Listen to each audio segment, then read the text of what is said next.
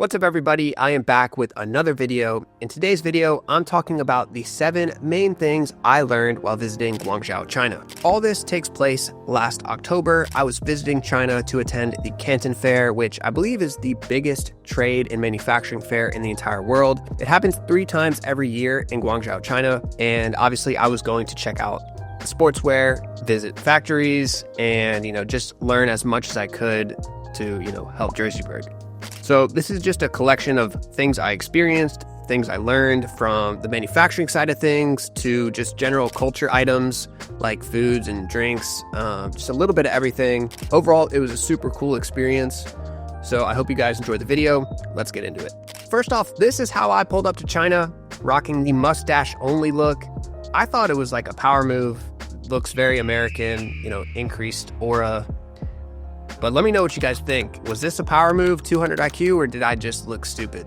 Let me know in the comments. So the first thing I learned when visiting China was a lot of the propaganda you see in the West is just not true. I grew up thinking China was some distant foreign land where the cultures were just super different and there was no common ground between the US and China. But once you visit, you realize that's kind of not true. I'm not saying there's nothing wrong with China, but like we saw, when the Red Note app became super popular and all the citizens of China and the US were becoming friends, everyone is super nice. Like when I first got there, I spawned in, didn't know anything, obviously did not speak Chinese, didn't even know how to order food. I was at the mall and I didn't understand that WeChat. Like I had the WeChat app, but I didn't understand that everything goes through WeChat. Like you order Burger King through WeChat. So people helped me out with that.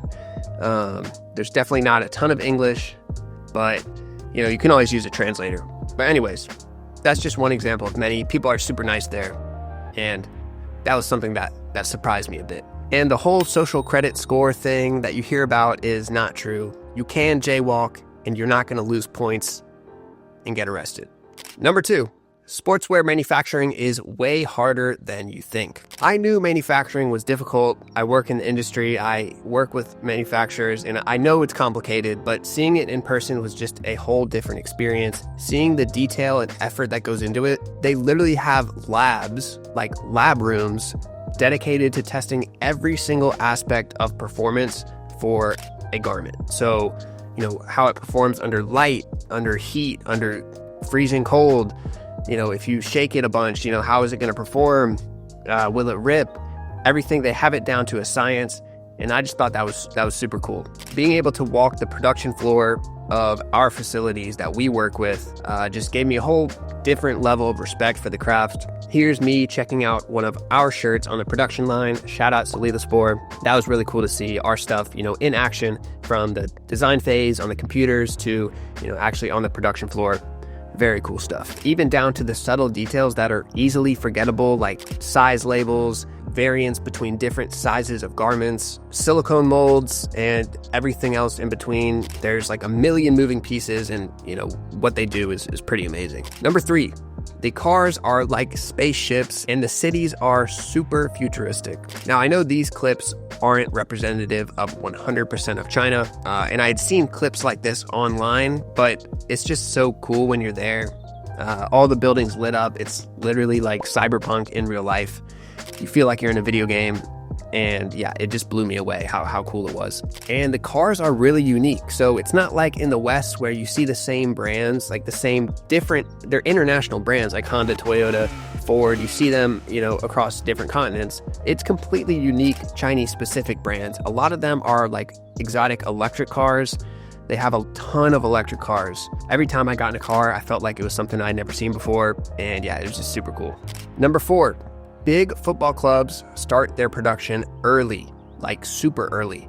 I saw shirts that weren't going to come out until 2026 on the production floor in late 2024. I see why so many things leak early because they literally start 18 months to sometimes 2 years in advance before the shirt is available for retail. So there's just so many opportunities to leak it. It's really hard to keep this under wraps, for the entire duration of the manufacturing period. So 100 likes on this video and I will leak every single shirt that I saw on the production floor. Nah, I'm kidding. 1,000 likes. Number 5, Chinese football is very different than football in the West. I went to a Hong Kong Premier League match, which is different than China. but same type of idea. And the fans were super nice and respectful, very quiet for the most part. There was some passion, don't get me wrong, like they had some passionate fans, especially the away club. They came with, you know, some flags and things like that. But I thought it was funny because the loudest person in the crowd was an English guy. So there was this one dude just going crazy, getting the crowd hyped up. And the rest of the crowd was, you know, pretty quiet and just watching the game. But I thought that was funny. It was like two different football cultures clashing into one. But yeah, the game was super cool. It was Kitchee SC versus Liman FC. Would love to pick up a club in the Hong Kong Premier League. Number 6, tea is a big part of the culture in China. So I don't drink much tea here in the US. I know obviously we have it, but tea is super important in China, especially when it comes to business. So every time I would visit a factory or, you know, a facility, we would just chill and drink tea before, you know, getting into the actual business, which I thought was pretty cool. It was like a cool ritual. I don't know, we don't really have something like that here. So I thought it was a cool thing to do. Cool way to get to know each other. Even if there was no English being spoken, we would just chill and, you know, use a translator to, you know, just speak in basic phrases. And number 7, the sportswear industry is extremely deep. A few years ago, I thought apparel was relatively boring. I thought everything had been done before, but that is just not true. It hit me when I was visiting the Zongda fabric market, which is the biggest fabric market in the world. It's located right in Guangzhou.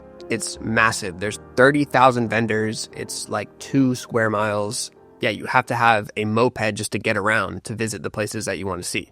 So I got to drive around this fabric market with thousands of different fabrics, saw so many different variants, techniques, fabrics, products. It was just crazy and so eye-opening. There's so much you can do in the sportswear industry, and honestly, it was really inspiring because you can work in this industry for an entire lifetime and never run out of new ideas. There's always something new being developed or something new that you can create. They're extremely good at what they do, sourcing new fabrics, creating new product variations. It's all just really, really deep, and there's infinite possibilities. There you have it. Those are the 7 main things I learned while visiting China. Last thing I'll say is, if you work in the sportswear industry or really just the apparel industry in general, I would strongly recommend visiting China. It improved almost every aspect of JerseyBird. Our product selection, our production levels, you know, everything got a boost just from visiting for a couple weeks. Being able to understand how the products are created, it just adds a layer of depth and, you know, really helped push us forward. So that's all I got for this video. Let me know what you think in the comments. Drop a like, subscribe. I appreciate all the support. Thank you all for watching, and I'll see you in the next one.